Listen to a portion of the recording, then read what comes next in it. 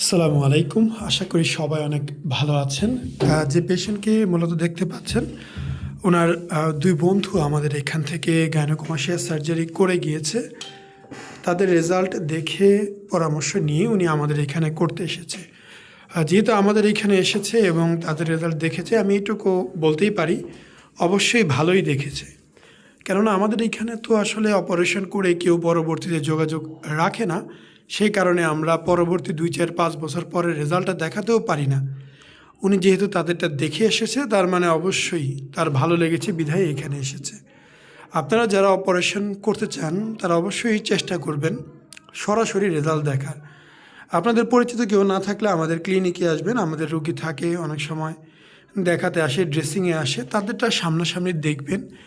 দেখার পরে সিদ্ধান্ত নেবেন কী করা যায়। অপারেশনগুলো করতে কয়েক ঘন্টা সময় লাগে। সকালে এসে বিকেলে চলে যাওয়া যায়, কোনো সমস্যা নেই। তবে অবশ্যই আপনি অপারেশন করলে ২ থেকে ৩টা দিন সময় নেওয়ার চেষ্টা করবেন, যাতে আপনার কোনো রকম কোনো দৌড়াদৌড়ি না করতে হয়। ভিতরে অনেক ঔষধ মিশ্রিত স্যালাইন দেওয়া হয়, যার অংশবিশেষ আস্তে আস্তে বেরোচ্ছে, দেখতেই পেলেন।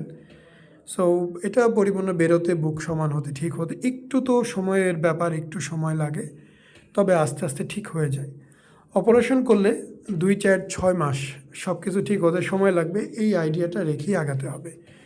রাতারাতির মধ্যে আপনার গাইনোকমাস্টিয়ার সমাধান হয়ে গেলেও ঘা ঠিক হতে একটু সময় নেয়। তো অবশ্যই আপনাকে ধৈর্য সহকারে এই সময়টা নিতে হবে। যারা আমাদের ভিডিওগুলো দেখেন অবশ্যই জানেন, আমরা সবসময় একদম ভিডিও প্রচার করতে ভালোবাসি। যেমনটা আছে ওইটাই আপনাদের কাছে তুলে ধরি। আপনারা যদি আরও বেশি জানতে চান, বুঝতে চান, অবশ্যই আমাদের প্রতিষ্ঠানে আসতে হবে। শুধু আমাদের না, আপনি যেখানেই করতে চান সবগুলোর প্রতিষ্ঠান ভিজিট করে বাস্তবতা দেখে, জেনে বুঝে, যেখানে ভালো লাগে সিদ্ধান্ত নিয়ে করে ফেলুন। আসসালামু আলাইকুম, মোহাম্মদ শাকিল হোসেন বলছি। ২০১৭ সাল থেকে আমরা গাইনোকমাস্টিয়া নিয়ে নিয়মিত কাজ করছি এবং ভিডিও প্রকাশ করছি। এই চ্যানেলে যারা নতুন এসেছেন, আপনাদের কাছে অনুরোধ থাকবে আমাদের এই চ্যানেলটি আপনারা ভালোবাসা দিবেন এবং সাবস্ক্রাইব করবেন।